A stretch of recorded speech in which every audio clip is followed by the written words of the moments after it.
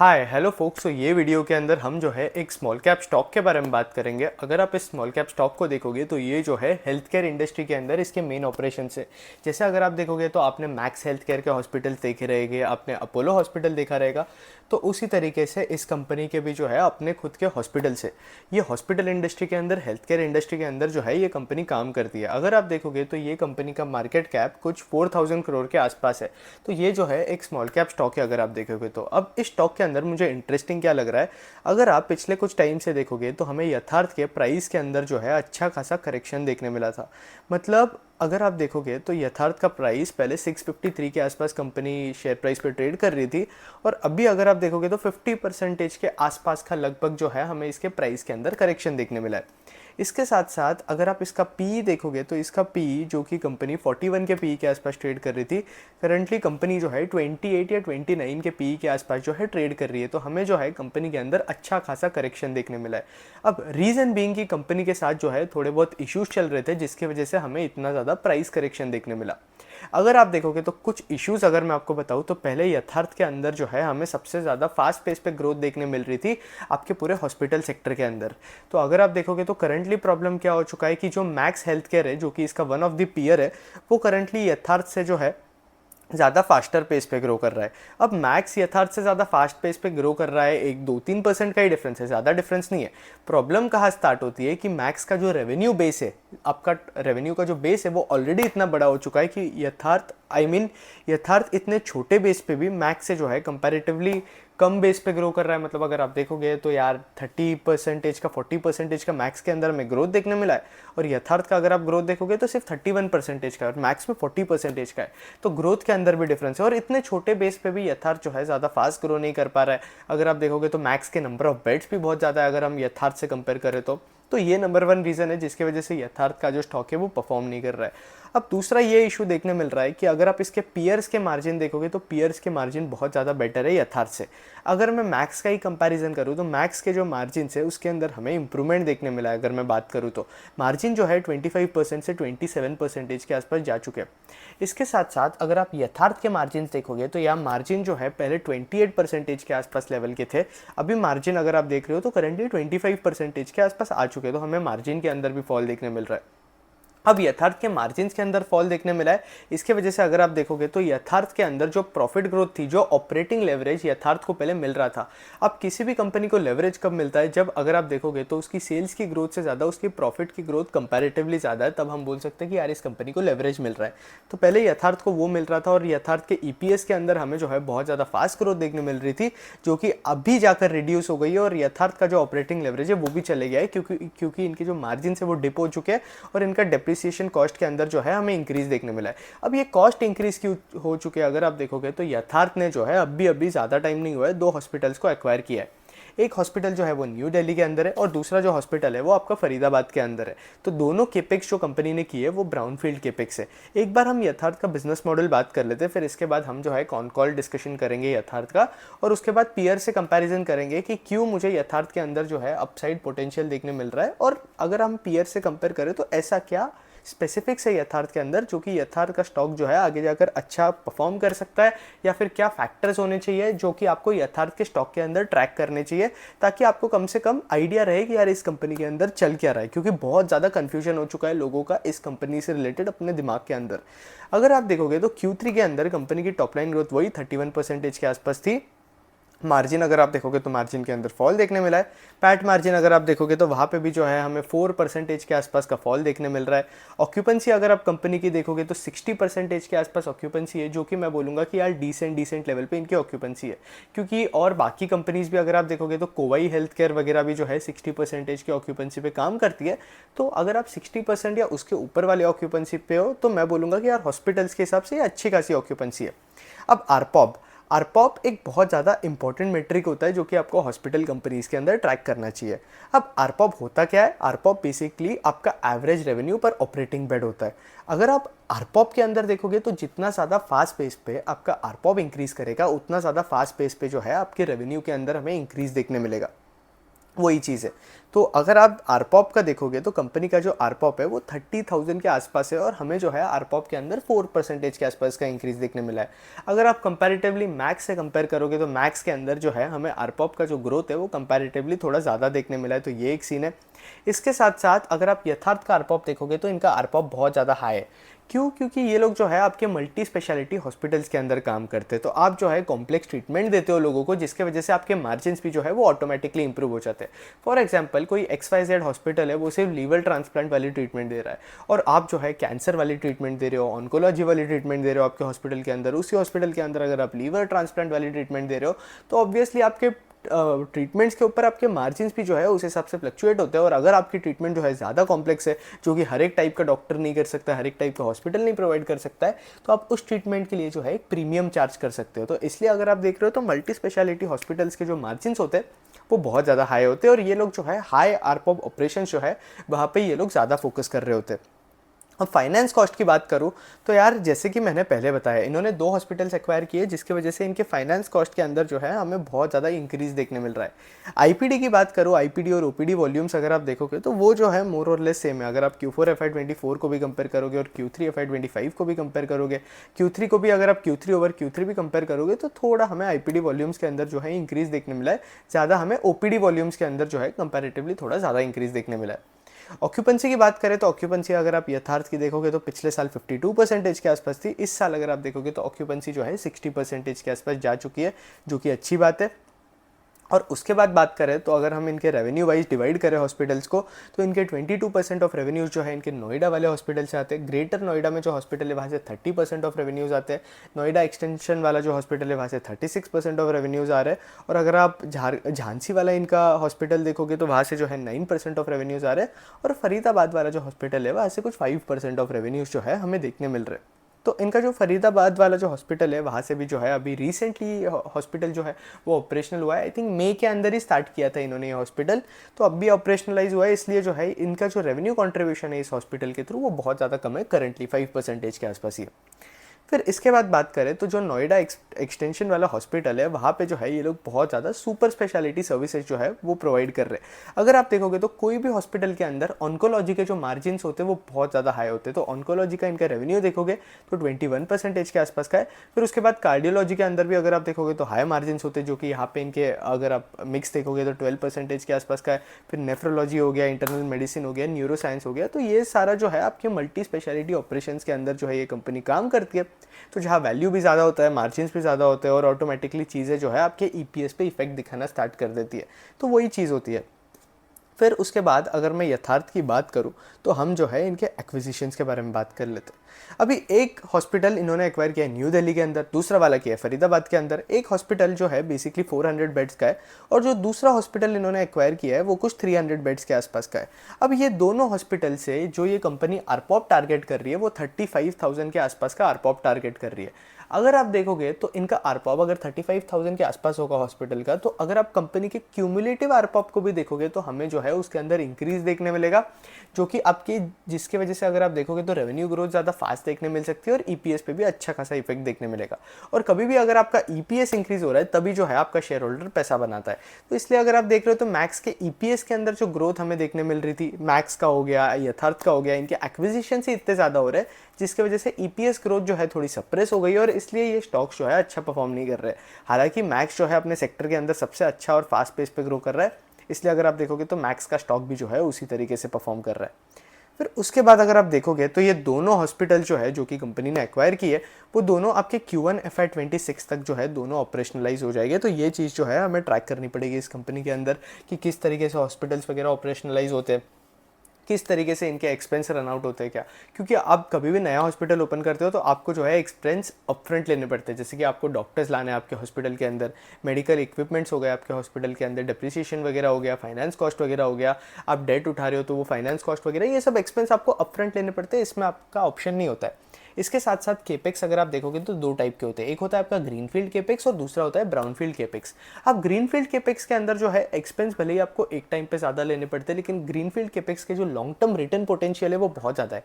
लेकिन अगर हम ब्राउनफील्ड केपेक्स की बात करें तो ब्राउनफील्ड केपेक्स में अगर आप देखोगे तो हाँ, यहाँ पे भी रिटर्न पोटेंशियल बहुत ज़्यादा है, लेकिन इसमें जो है बेसिकली आपका लैंड कॉस्ट, ये कॉस्ट वगैरह खत्म हो जाता है, क्योंकि ग्रीनफील्ड के अंदर जो है आप खुद मतलब बेस पे से पूरी फैसिलिटी बनाते हो आप खुद।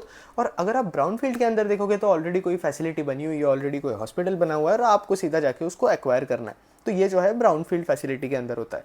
तो इसलिए अगर आप देखोगे तो ग्राउंड फील्ड फैसिलिटी जो होती है आपकी ब्राउन वाली, वो आपकी ग्रीन फील्ड फैसिलिटी से जो होती है कंपैरेटिवली ईजियर और जल्दी फास्टर पेस पे जो है ब्रेक इवन कर लेती है। तो ये एक चीज़ होती है, क्योंकि ग्रीन फील्ड में अगर आपको पेबैक लेना है तो पेबैक के लिए भी जो है कंपैरेटिवली थोड़ा ज़्यादा टाइम लगेगा। फिर उसके बाद बात करोगे तो अभी यथार्थ के साथ सीन क्या हुआ है। पहले जो थे इनके कुछ अभी देखोगे तो अभी 2300 प्लस बेड्स हो गए। आई थिंक पहले जो इनके बेड्स थे वो कुछ 1600 के आसपास थे या 1700 के आसपास बेड्स थे इनके। फिर इसके बाद अगर आप देखोगे तो ऑक्यूपेंसी जो है 61% के आसपास जा चुकी है, जो कि डिसेंट है, अगेन मैंने आपको पहले ही बताया। अब जो है हम यथार्थ के ऊपर आ जाते हैं, यथार्थ के बारे में बात करते हैं। हम एक बार कॉन कॉल वगैरह डिस्कस कर लेते हैं। कॉन कॉल की बात करूँ तो यार अगर आप देख रहे हो यहाँ तो इनकम टैक्स का मैटर हमें देखने मिला था, तो वो मैटर जो है कितना ज़्यादा रिजॉल्व हो चुका है। अगर आप देखोगे तो इनकम टैक्स के मैटर के अंदर क्या हुआ था कि इनकम टैक्स ऑफिस ने जो है, इनकम टैक्स डिपार्टमेंट ने जो है बेसिकली क्या किया था कि इनके जो 250 करोड़ के आसपास के इनकी एफडीज वगैरह थी बैंक के अंदर और इनके एसेट्स वगैरह जो है एक्वायर कर दिए थे। और फिर उसके बाद इनके ऊपर जो है इन्वेस्टिगेशन वगैरह चालू हो गई। अगर आप इंडिया के अंदर देखोगे तो इंडिया के अंदर आपकी इनकम टैक्स इन्वेस्टिगेशन वगैरह जो है वो बहुत ज़्यादा लास्ट करती है ऑब्वियसली अगर आप देखोगे तो, क्योंकि यहाँ प्रोसीजर जो है बहुत ज़्यादा स्लो होता है। तो आराम से 1 से 2 साल तक जो है आपका केस का जो बेसिकली टाइम स्पैन है वो खिंच जाता है अगर आप देखोगे तो। अब इसके साथ अगर आप देखोगे तो अभी करंटली क्या चल रहा है, क्योंकि अगर कोई भी कंपनी के अंदर हमें इनकम टैक्स इशू देखने मिलता है, आईटी रेट का इशू देखने मिलता है, तो अगर आप देख रहे हो तो स्टॉक प्राइस के अंदर भी जो है हमें अच्छा खासा करेक्शन देखने मिलता है। अगर आप देखोगे तो यथार्थ का जो स्टॉक प्राइस है करंटली बॉटम अप कर चुका था आपके मार्च के टाइम पे, 360 के आसपास कंपनी का स्टॉक प्राइस ट्रेड कर रहा था। अब यही सेम केस हुआ था पॉलीकैब के अंदर। अब मैं ऑब्वियसली कंपैरिजन नहीं कर रहा हूँ, लेकिन मैं आपको आइडिया दे रहा हूँ कि यूजुअली जब अच्छी कंपनीज के साथ ऐसा होता है तो एक्चुअली होता क्या है। अगर आप पॉलीकैब के केस में भी देखोगे तो पॉलीकैब का भी स्टॉक है वो 5400 के लेवल से 3900 के लेवल के आसपास जा चुका था जब आईटी रेड का इशू हमें देखने मिला था। लेकिन फिर वो आईटी रेड हुई नहीं, पॉलीकैब पे वो सारी चीज़ें हुई थी। तो यथार्थ के केस में भी अगर आप देखोगे तो कंपनी का मैनेजमेंट वही बता रहा है कि इनकम टैक्स डिपार्टमेंट ने मैक्सिमम फंड्स जो है उनके अनब्लॉक कर दिया है, कोई प्रॉब्लम नहीं देखने मिल रहा है, इशू जो है वो भी क्लियर हो जाएगा। और इनकम टैक्स का नया ऑफिसर आया है, अगर आप देखोगे तो वो जो नया ऑफिसर है जो कि इनके केस के लिए असाइन किया गया है, जिसे वो बता रहा है कि यार 1 साल के अंदर जो है चीज़ें सॉल्व हो जाएगी, कोई प्रॉब्लम नहीं है, एसेट वगैरह आपके जो सारे करंटली ब्लॉक किए हुए वो अनब्लॉक हो जाएंगे। अभी करंटली अगर आप देखोगे तो 60 करोड़ के आसपास के कुछ फंड्स है जो कि कंपनी के ब्लॉक किए हुए, तो वो तो सॉर्ट हो जाएगा। जो कि हमें लगता है यार कंपनी का मैनेजमेंट इतना कॉन्फिडेंट है इस बात पे बता रहा है शेयर होल्डर्स को, तो मुझे तो लगता है ये सीन जो है वो सॉर्ट हो जाएगा। फिर उसके बाद अगर मैं आऊँ तो इन पेशेंट के वॉल्यूम के अंदर हमें जो है 36% का इंक्रीज देखने मिला है, और आउट पेशेंट के वॉल्यूम के अंदर अगर आप देखोगे तो 12% के आसपास का जो है हमें इंक्रीज देखने मिला है। कभी भी अगर आप हॉस्पिटल कंपनी के अंदर देख रहे हो तो आपके इन पेशेंट वॉल्यूम के अंदर अगर आपको इंक्रीज देखने मिल रहा है तो ऑब्वियसली वो आपके रेवेन्यूज़ को जो है कंपैरेटिवली ज़्यादा बेटर वे में अफेक्ट करता है एज कम्पेयर टू आपके आउट पेशेंट वॉल्यूम्स के अंदर। क्योंकि जो आपके आउट पेशेंट्स आते हैं वो बेसिकली आपके हॉस्पिटल के अंदर आएंगे, ट्रीटमेंट लेंगे 2-3 घंटे का, 4 घंटे का, और निकल जाएंगे।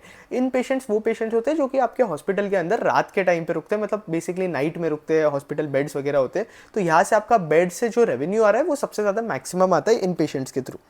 फिर इसके बाद बात करें तो इनके जो 2 नए हॉस्पिटल्स है वहाँ पे ये सुपर स्पेशलिटी ऑपरेशंस पे ही फोकस करने वाले, जिसकी वजह से अगर आप देखोगे तो मार्जिन्स के अंदर हमें जो है अपवर्ड ड्राइव देखने मिलेगा। एबिटा मार्जिन करंटली जो है 25.1% के आसपास है, बट मैनेजमेंट बता रहा है कि अभी जो करंटली मार्जिन चल रहे हैं वो सबसे लोएस्ट है, और आगे जाकर मार्जिन जो है वो इंप्रूव ही होंगे, उसके अंदर कोई प्रॉब्लम नहीं देखने मिलेगा। तो ये ठीक है, मतलब बेयर मिनिमम इस कंपनी के मार्जिन अगर आप देखोगे तो 25% के आसपास तो मार्जिन जो है वो मेंटेन रहेंगे।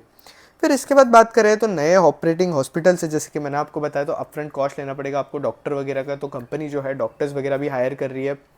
अब एक और चीज़ है, यथार्थ के ब्रांड बिल्डिंग के बारे में मैं बताऊँ तो पहले कंपनी का मैनेजमेंट बता रहा था कि हमारे साथ जो हाई एंड वाले जो डॉक्टर्स होते हैं वो हमारे साथ पहले वर्क नहीं कर रहे थे, लेकिन जब से उन्होंने ये दोनों एक्विजिशंस किए, इनके नंबर ऑफ बेड्स भी इंक्रीज होते जा रहे हैं, तो आपके जो हाई एंड डॉक्टर्स वगैरह है वो भी इंटरेस्टेड हो जाते हैं आपके साथ काम करने के लिए, क्योंकि आपकी कंपनी का ब्रांड वगैरह भी इंक्रीज होते जाता है।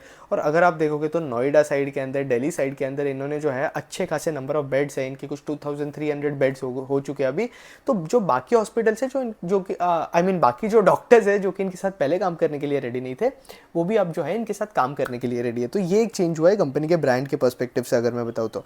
इसके साथ साथ अगर मैं आपके जो फाइनेंस कॉस्ट हो गए, आपके एक्विजिशन कॉस्ट वगैरह हो गया, उसको अगर मैं एडजस्ट करूँ तो इनके मार्जिन जो है वो 27% के आसपास चले जाते हैं, जो कि पहले जो इनके मार्जिन थे उसी लेवल के आसपास आ जाते हैं। मतलब अगर आप देखोगे तो मार्जिन डिप किस वजह से देखने मिल रहा है, रीज़न वही है कि इन्होंने एक्विजिशंस किए, बेड वगैरह ये लोग इंक्रीज कर रहे हैं, इसलिए हमें जो है प्रॉब्लम देखने मिल रहा है।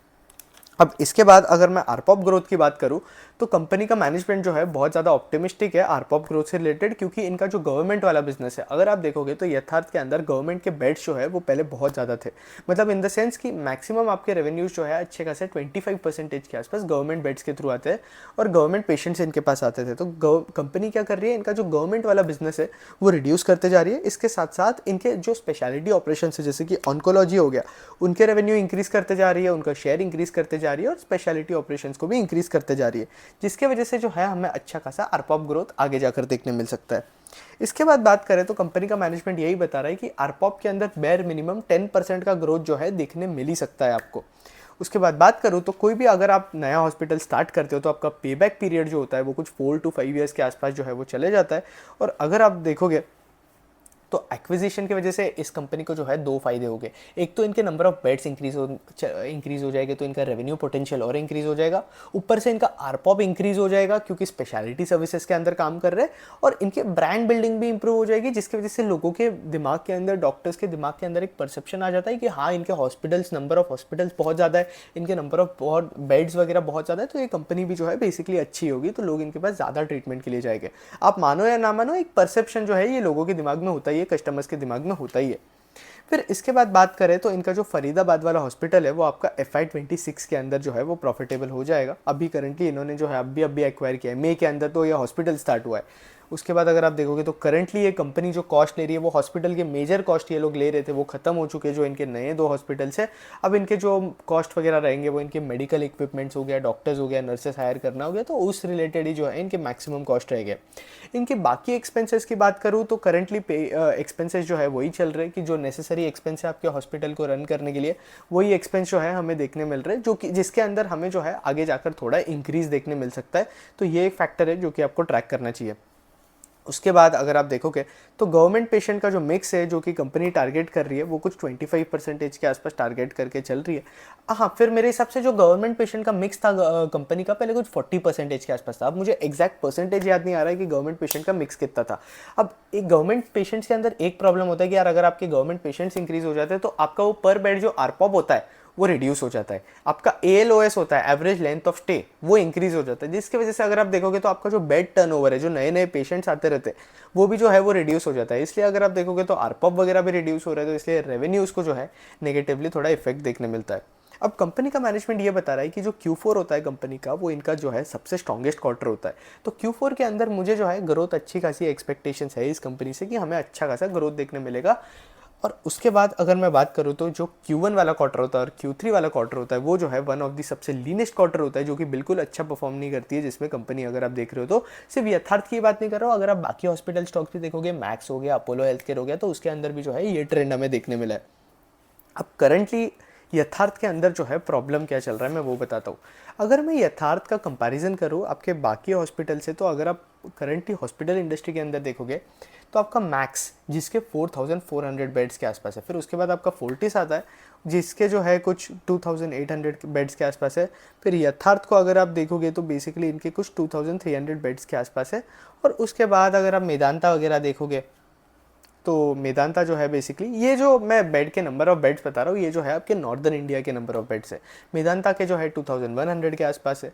तो अगर आप देख रहे हो तो यथार्थ जो है नॉर्दर्न इंडिया के अंदर 3rd नंबर पे आता है, और अगर आप यथार्थ के मैक्सिमम हॉस्पिटल्स देखोगे तो वही वो जो है नॉर्दर्न इंडिया के अंदर आता है।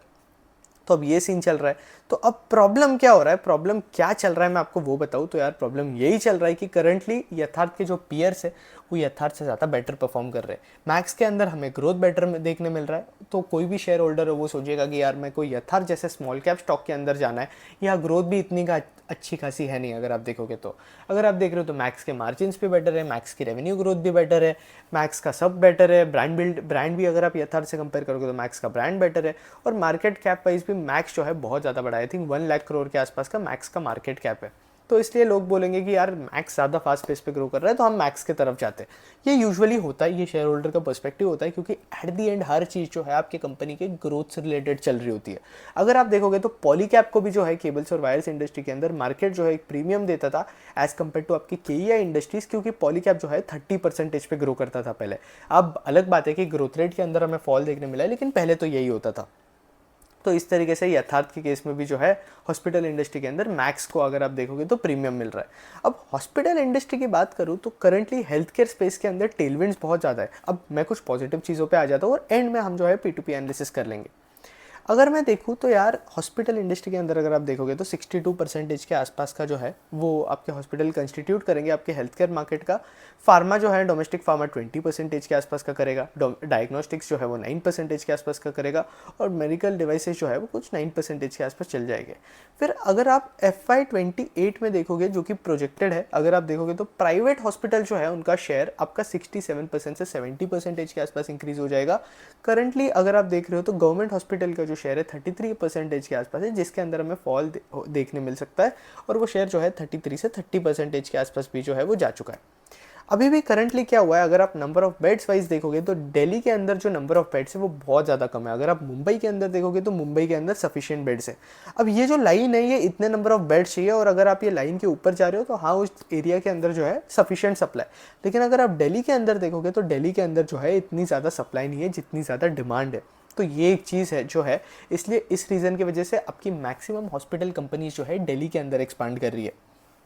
उसके बाद अगर आप देखोगे तो नॉर्थ इंडिया का जो मार्केट है वो आपके इंडस्ट्रीज से भी जो है कंपैरेटिवली थोड़ा फास्टर पेस पे ग्रो कर रहा है, क्योंकि वही है कि वहाँ नंबर ऑफ बेड्स की जो रिक्वायरमेंट है वो बहुत ज़्यादा है, और इसलिए मैक्सिमम कंपनीज अगर आप देखोगे तो northern India part of India के साइड पे जो है वो केपेक्स ज़्यादा कर रही है। मैक्स हो गया, अपोलो हो गया, ये सारी कंपनीज, कोई भी एक कंपनी नहीं होगी जिसने अपना नॉर्दर्न पार्ट ऑफ इंडिया के अंदर हॉस्पिटल नहीं ओपन करा होगा, सारी कंपनीज उस पार्ट पे फोकस कर रही है। फिर उसके बाद बात करो तो यथार्थ के जो मैच्योर हॉस्पिटल है उनका जो पे आउट है वो डिसेंट है, उसके अंदर कोई प्रॉब्लम देखने नहीं मिल रहा है। सिर्फ इनके जो नए हॉस्पिटल्स है वहाँ पे जो है पे आउट का थोड़ा अब हमें देखना पड़ेगा। अब क्या फैक्टर्स हमें जो है यथार्थ के अंदर ट्रैक करनी चाहिए, क्या चीज़ें एज ए इन्वेस्टर जो है हमें देखनी चाहिए, क्योंकि Q4 के नंबर्स जो है अभी आ ही जाएंगे। तो क्या चीज़ें हम देखें यथार्थ के स्टॉक के अंदर, समझे कैसे कि यथार्थ के स्टॉक के अंदर चल क्या रहा है।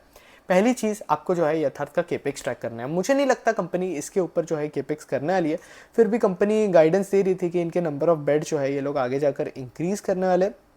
अगर आप देखोगे तो अभी इन्होंने एक्विजिशन किया है, इसके बाद ये लोग जो है ग्रीनफील्ड केपेक्स का प्लान कर रहे हैं, जहाँ ये लोग 200-300 बेड्स के आसपास और इंक्रीज करेंगे, और ब्राउनफील्ड केपेक्स 450 के आसपास करेंगे। तो कंपनी को जो है FY28 तक अगर आप देख रहे हो तो 3000 के आसपास जो है इनके नंबर ऑफ बेड्स लेकर जाने। तो अगर हम एस्टिमेट करें तो हमें यहाँ से नंबर ऑफ बेड्स के अंदर कितना ज़्यादा इंक्रीज देखने मिल सकता है, तो अगर आप देखोगे तो FY28 के लिए अभी और 3 साल है, तो हम ऐसा एस्टिमेट कर सकते हैं कि यहाँ से अगर 3 साल भी अगर हम कैलकुलेट करें तो हमें जो है 9% का ग्रोथ देखने मिलेगा इनके नंबर ऑफ बेड्स के अंदर। तो अब मैनेजमेंट भी यही बता रहा है कि इनके जो नंबर ऑफ बेड्स है जो कि इनको ग्रोथ के लिए चाहिए वो जो है वो सफिशिएंट है। अब नए बेड्स जो है ये लोग 9% के ग्रोथ रेट पे जो है वो ऐड करते रहेंगे, तो हम ऐसा अज्यूम कर सकते हैं कि एक बार इनके जो नए हॉस्पिटल है वो ब्रेक इवन कर जाए तो कंपनी को जो है अच्छा खासा ऑपरेटिंग लेवरेज जो है आपका FY27 के अंदर, FY28 के अंदर जाकर जो है अच्छा खासा ऑपरेटिंग लेवरेज मिल सकता है। अब मार्केट क्या वेट करेगा क्या सबके लिए कि कब इनके हॉस्पिटल ऑपरेशनलाइज हो गए, कब इनका ये होगा, मार्केट ये एक्सपेक्टेशंस लेके क्या यथार्थ का स्टॉक का प्राइस के अंदर हमें री रेटिंग देखने मिल सकता है क्या। मार्केट को जो है आपके ग्रोथ से फर्क पड़ता है, सेल्स ग्रोथ के बाद आपका अर्निंग्स ग्रोथ भी जो है, आपका EPS ग्रोथ भी जो है वो भी उतना ही इंपॉर्टेंट है। अगर आप देख रहे हो तो यथार्थ के अंदर हमें EPS ग्रोथ देखने नहीं मिल रहा है, इसलिए इसका स्टॉक अगर आप देखोगे तो मेरे को नहीं लगता अगले 1 क्वार्टर के लिए और 1-2 क्वार्टर के लिए परफॉर्म करेगा, जब तक इनके हॉस्पिटल्स वगैरह ऑपरेशनलाइज नहीं हो जाते, कैपेसिटी यूटिलाइजेशन वगैरह वो हमें ट्रैक करना पड़ेगा उधर का कि वहाँ पे आपका ARPOB इंक्रीज हो रहा है क्या, ARPOB जो मैनेजमेंट गाइड कर रहा है उस लेवल पे ARPOB जा रहा है क्या, वहाँ पे पेशेंट का वॉल्यूम इंक्रीज़ हो रहा है क्या, पेशेंट्स आ रहे हैं क्या वहाँ, किस तरीके से वहाँ के कॉस्ट चल रहे हैं, अगर वहाँ के कॉस्ट के अंदर इंक्रीज़ देखने मिला जिसकी वजह से हमें मार्जिन्स के अंदर डिप देखने मिल सकता है। हो सकता है कि मैनेजमेंट जो कि 25% के आसपास का मार्जिन का गाइडेंस दे रहा है वहाँ से भी जो है हमें डिप देखने मिले। तो ये सब कुछ चीज़ें हैं जो कि कंपनी के साथ जो है गड़बड़ हो सकती है अगर आप देखोगे तो।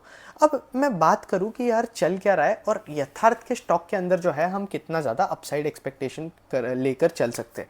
अगर मैं आपको एक बात बताऊँ तो यथार्थ और मैक्स का जो है मैंने पीयर टू पीयर कंपैरिजन कर रखा है।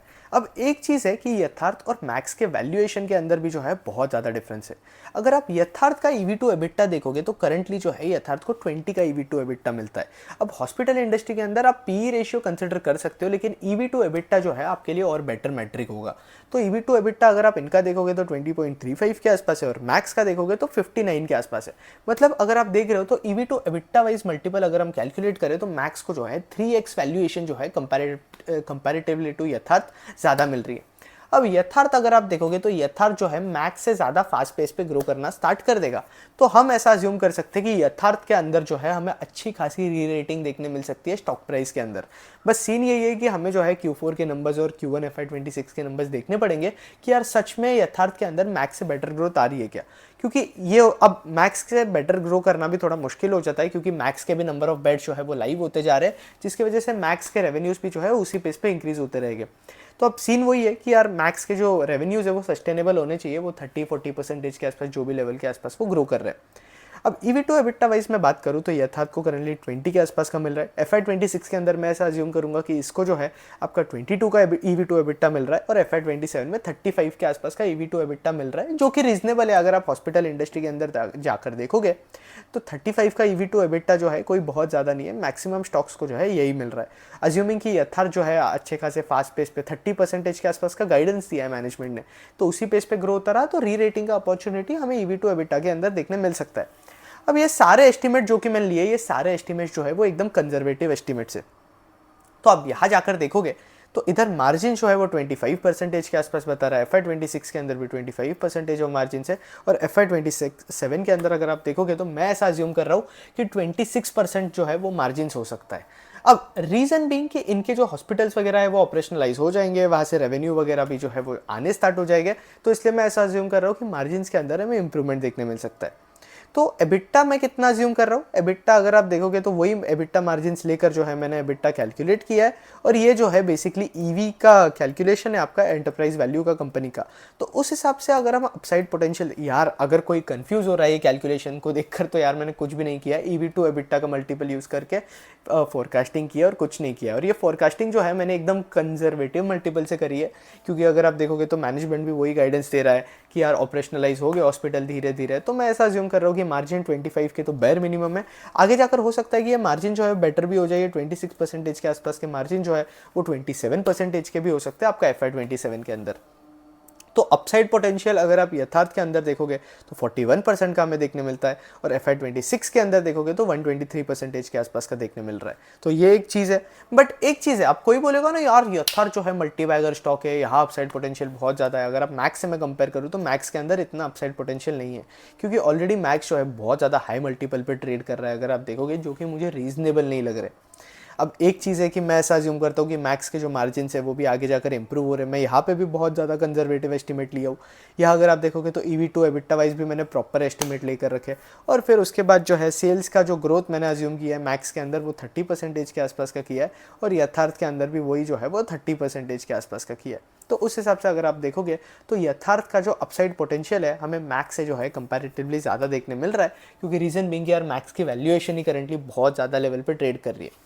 अब हमें अपसाइड पोटेंशियल यथार्थ के अंदर देखने कब मिल सकता है, ये सब चीज़ें जो है मैनेजमेंट के एग्जीक्यूशन पे डिपेंड करेगी और किस तरीके से कंपनी के अंदर चीज़ें वर्कआउट हो रही है उसके अंदर कंपनी के ऊपर जो है वो डिपेंड करेगी। अगर मैं ईवी टू एबिट्टा वाइज भी बात करूँ तो यथार्थ जो है इसके मैक्स को छोड़ दो बाकी पीयर से भी जो है बहुत ज़्यादा अंडर वैल्यूड है। इसलिए मुझे ऐसा लगता है कि अगर एग्जीक्यूशन सही चला कंपनी के अंदर तो री रेटिंग अपॉर्चुनिटी जो है हमें अच्छा खासा यथार्थ के अंदर देखने मिल सकता है। तो Q4 के नंबर जो है और Q1 FY26 के नंबर जो है ऑपरेशनलाइजेशन ऑफ हॉस्पिटल वगैरह जो है ये सब बहुत इंपॉर्टेंट नंबर्स हो जाएंगे, इंपॉर्टेंट फैक्टर्स हो जाएंगे जो कि आपको ट्रैक करना चाहिए। तो यथार्थ हॉस्पिटल के बारे में मैं ये वीडियो है वो इतना ही रख रहा हूँ। अब एक और चीज़, एक और अनाउंसमेंट है कि अगर आप देखोगे तो मेरा इक्विटी रिसर्च मेंटरशिप प्रोग्राम जो है वो लाइव हो चुका है। अगर आप देखोगे तो नीचे डिस्क्रिप्शन के अंदर लिंक दिया हुआ है जहाँ से आप रजिस्टर कर सकते हो। सिंपली आपको जो है फॉर्म फिल करना है और आपको पेमेंट करना है, और फॉर्म फिल करने के बाद आपका रजिस्ट्रेशन होने के बाद मैं विदिन 24 आवर्स आपको जो है वन ऑन वन आके कॉन्टैक्ट करूँगा। अगर आप मेंटरशिप प्रोग्राम के बेनिफिट्स देखोगे तो आपको जो है वन ऑन वन मेंटरिंग मिलेगी, मैं आपसे वन ऑन वन कनेक्ट कर पाऊँगा, जहाँ आप मुझसे आपके जो भी मार्केट रिलेटेड डाउट्स है, कंपनी रिलेटेड डाउट्स है, किस तरीके से कौन से सेक्टर को एनालाइज करते हैं, अगर आपको मेरी तरीके से इक्विटी रिसर्च सीखना है तो आप मुझसे वन ऑन वन कनेक्ट कर सकते हो मेंटरशिप प्रोग्राम के अंदर। ये मेंटरशिप प्रोग्राम जो है इसकी वैलिडिटी जो है 1 मंथ के आसपास रहेगी। इसके साथ साथ आपको डेली अपडेट्स मिलते रहेंगे कि मैं कौन से स्टॉक स्टडी कर रहा हूँ, क्योंकि अगर आप देखोगे तो हर एक स्टॉक जो कि मैं स्टडी करता हूँ उसको जो है यूट्यूब पे अपलोड करना पॉसिबल नहीं है, तो वो भी आपको अपडेट्स वगैरह जो है वो मिलते रहेंगे। इसके साथ साथ मेंटरशिप स्टूडेंट्स के साथ मेंटरशिप प्रोग्राम के अंदर जो एनरोल कर रहा है उनको मैं ये भी बता रहा हूँ कि मैं कौन सा स्टॉक बाय करता हूँ, मैं कौन सा स्टॉक सेल करता हूँ, और मैंने किस तरीके से अपना पोर्टफोलियो जो है वो फ्रेम किया है। इस तरीके से जो है मैं पूरी चीज़ें बताऊँगा मेंटरशिप प्रोग्राम के अंदर, जहाँ आपको अब यहाँ आपको कोई बाय सेल एडवाइस नहीं मिलेगा।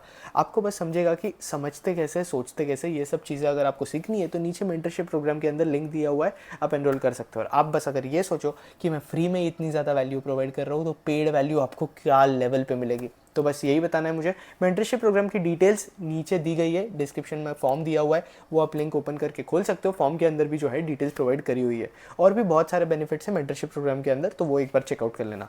That's it, thank you for watching. अगर आपको वीडियो अच्छा लगा तो लाइक कर देना। ऐसे वीडियोज़ अगर आपको और चाहिए तो चैनल सब्सक्राइब करके रख लो, और इस वीडियो को जो है मैक्सिमम लाइक करना और मैक्सिमम शेयर करना, क्योंकि यूट्यूब का एल्गोरिदम जो है थोड़ा गधा है, उसे समझ नहीं आता है कौन सा वीडियो अच्छा है, कौन सा वीडियो ख़राब है, और कौन से वीडियो के अंदर लोगों को जो है मैक्सिमम वैल्यू देखने मिल रही है। तो बस इतना ही रखूँगा वीडियो, होपफुली वीडियो अच्छा लगा होगा। That's it, thank you for watching.